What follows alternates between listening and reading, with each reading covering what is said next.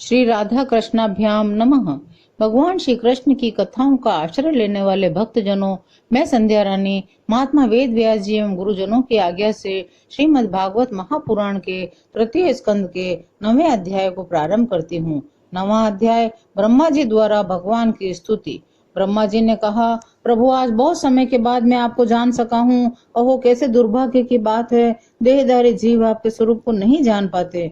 भगवान आपके सिवा और कोई वस्तु नहीं है, जो वस्तु प्रतीत होती है वह भी स्वरूप तो सत्य नहीं है, क्योंकि माया के गुणों के शुभित होने के कारण केवल आप ही अनेकों रूपों में प्रतीत हो रहे हैं। देव, आपकी चित्त शक्ति के प्रकाशित रहने के कारण अज्ञान आपसे सदा ही दूर रहता है। आपका यह रूप, जिसके नाभि कमल से मैं प्रकट हुआ हूँ, सैकड़ों अवतारों का मूल कारण है। इसे आपने सत्पुरुषों पर कृपा करने के लिए ही पहले पल प्रकट किया है।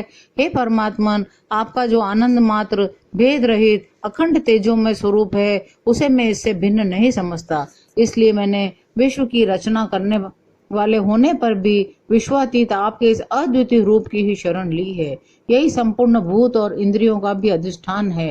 हे विश्व कल्याणमय, मैं आपका उपासक हूँ। आपने मेरे हित के लिए ही मुझे ध्यान में अपना यह रूप दिखलाया है। जो पापात्मा विषयासक्त जीव हैं, वे ही इसका अनादर करते हैं। मैं तो आपको इसी रूप में बारंबार नमस्कार करता हूँ। मेरे स्वामी, जो लोग वेद रूप वायु से लाई हुई आपके चरण रूप कमल कोश की गंध को अपने कर्ण पटु से ग्रहण करते हैं, उन अपने भक्त जनों के हृदय कमल से आप कभी दूर नहीं होते, क्योंकि वे पराभक्ति रूप डोरी से आपके पाद्य पद्यों को बांध लेते हैं। जब तक पुरुष आपके अभयप्रद चरणारविंदों का आश्रय नहीं लेता, तभी तक उसे धन, घर और बंधुजनों के कारण प्राप्त होने वाले भय, शोक, लालसा, दीनता और अत्यंत लोभ आदि सताते हैं, और तभी तक उसे मैं और मेरेपन का दुराग्रह रहता है, जो दुख का एकमात्र कारण है। जो लोग सब प्रकार के अमंगलों को नष्ट करने वाले आपके श्रवण कीर्तन आदि प्रसंगों से इंद्रियों को हटाकर लेश मात्र विषय सुख के लिए दीन और मन ही मन लालयित होकर निरंतर दुष्कर्मों में लगे रहते हैं, उन बेचारों की बुद्धि तो देव ने हर ही ली है। हे अच्युतम, हे उरुक्रम, इस प्रजा को भूख, प्यास, वात, पित्त, कफ, सर्दी, गर्मी, हवा और वर्षा से परस्पर एक दूसरे से तथा कामाग्नि और दूसरे क्रोध से बार बार कष्ट उठाते हुए देखकर मेरा मन बड़ा खिन्न होता है। स्वामीन, जब तक मनुष्य इंद्रिय और विषय रूपी माया के प्रभाव से आपसे अपने को भिन्न देखता है, तब तक उसके इस संसार चक्र की निवृत्ति नहीं होती। यद्यपि यह मिथ्या है तथा कर्म फल भोग का क्षेत्र होने के कारण उसे नाना प्रकार के दुखों में डालता रहता है। देव, औरों की तो बात ही क्या, तो साक्षात मुनि हैं, वे भी यदि आपके कथा प्रसंग से विमुख रहते हैं तो उन्हें भी संसार में फंसना पड़ता है। वे दिन में अनेक प्रकार के व्यापारों के कारण विक्षिप्त चित्त रहते हैं, रात्रि में निद्रा में अचेत पड़े रहते हैं। उस समय भी तरह तरह के मनोरथों के कारण क्षण क्षण में उनकी नींद टूटती रहती है, तथा देववश उनकी अर्थ सिद्धि के सब उद्योग भी विफल होते रहते हैं। नाथ, आपका मार्ग केवल गुण श्रवण से ही जाना जाता है। आप निश्चय ही मनुष्यों के भक्ति योग के द्वारा परिशुद्ध हुए हृदय कमल में निवास करते हैं। पुण्य शोक प्रभु, आपके भक्तजन जिस जिस भावना से आपका चिंतन करते हैं, उन साधु पुरुषों पर अनुग्रह करने के लिए आप वही वही रूप धारण कर लेते हैं। भगवान, आप एक हैं तथा संपूर्ण प्राणियों के अंतःकरणों में स्थित उनके परम हितकारी अंतरात्मा हैं। इसलिए यदि देवता लोग भी हृदय में तरह तरह की कामनाएं रखकर भांति भांति की विपुल सामग्रियों से आपका पूजन करते हैं, तो उससे आप उतने प्रसन्न नहीं होते जितने सब प्राणियों पर दया करने से होते हैं। वह सर्वभूत दया असत पुरुषों को भी अत्यंत दुर्लभ है।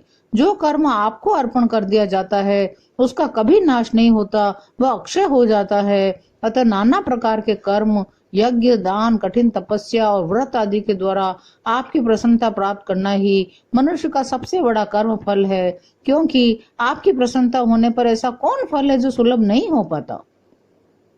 आप सर्वदा अपने स्वरूप के प्रकाश से ही प्राणियों के भेद, भ्रम रूप अंधकार का नाश करते रहते हैं तथा ज्ञान के अधिष्ठान साक्षात परम पुरुष हैं। मैं आपको नमस्कार करता हूँ। संसार की उत्पत्ति, स्थिति और संहार के निमित्त से जो माया की लीला होती है, वह आपका ही खेल है।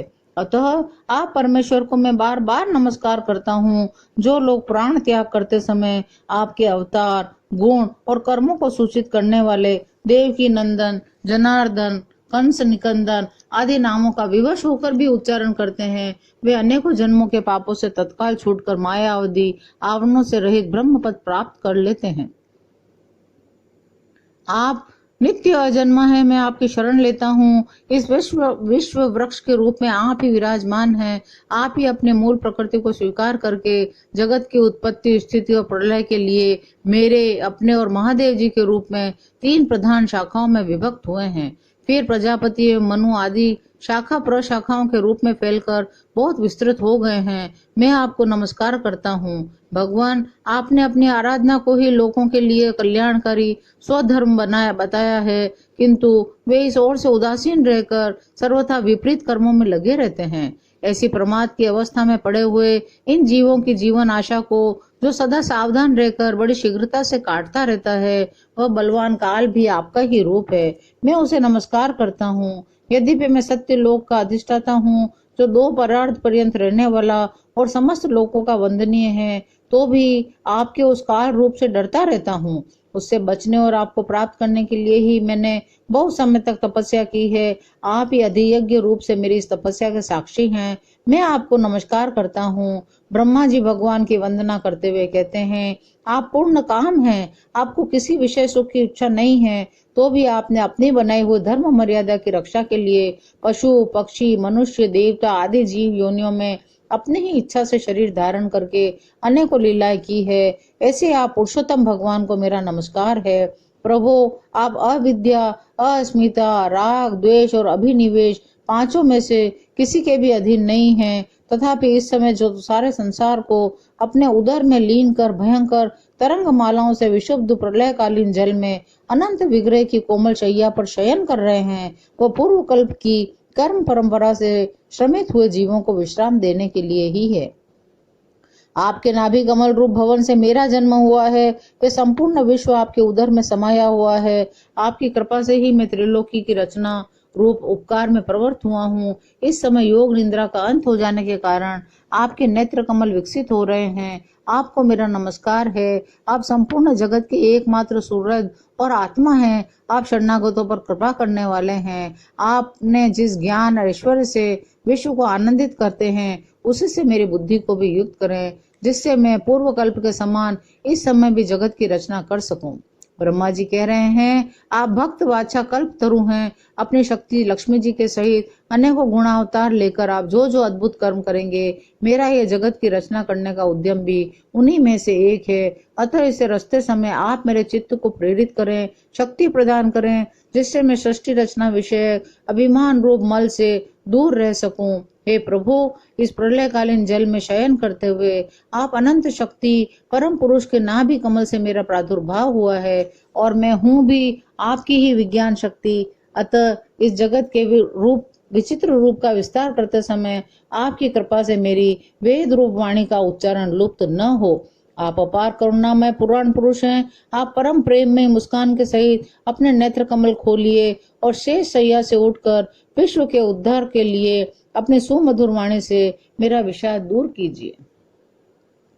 श्री मैत्रेय जी विदुर जी से कहते हैं, विदुर जी, इस प्रकार तप विद्या समाधि के द्वारा अपने उत्पत्ति स्थान श्री भगवान को देखकर तथा अपने मन और वाणी की शक्ति के अनुसार उनकी स्तुति करके ब्रह्मा जी थके से होकर के मौन हो गए। तब भगवान बोले, वेद गर्भ, तुम विषाद के वशीभूत हो आलस्य न करो, सृष्टि रचना के उद्यम में तत्पर हो जाओ। तुम मुझसे जो कुछ चाहते हो उसे तो मैं पहले ही कर चुका हूँ। तुम एक बार फिर तप करो और भागवत ज्ञान का अनुष्ठान करो। उनके द्वारा तुम सब लोगों को स्पष्ट अपने अंतःकरण में देखोगे। फिर भक्ति युक्त और समाहित चित्त होकर तुम संपूर्ण लोक और अपने में मुझको व्याप्त देखोगे तथा मुझ में संपूर्ण लोक और अपने आप को देखोगे। जिस समय जीव काष्ठ में व्याप्त अग्नि के समान समस्त भूतों में मुझे ही स्थित देखता है, उसी समय वह अपने अज्ञान रूप मल से मुक्त हो जाता है। तुम सबसे पहले मंत्र दृष्टा हो। प्रजा उत्पन्न करते समय भी तुम्हारा मन मुझ में ही लगा रहता है। इसी से पाप में रजोगुण तुमको बांध नहीं पाता। तुम मुझे भूत, इंद्रिय, गुण और अंतःकरण से रहित समझते हो। इससे जान पड़ता है कि यद्यपि देहधारी जीवों को मेरा ज्ञान होना बहुत कठिन है, तथापि तुमने मुझे जान लिया है। मेरा आश्रय कोई है या नहीं, इस संदेह से तुम कलमल नाल के द्वारा जल में उसका मूल खोज रहे थे, सो मैंने तुम्हें अपना यह स्वरूप अंतःकरण में ही दिखलाया है। भगवान बोले, प्यारे ब्रह्मा जी, तुमने जो मेरी कथाओं के वैभव से युक्त मेरी स्तुति की है और तपस्या में जो तुम्हारी निष्ठा है, वह भी मेरी ही कृपा का फल है।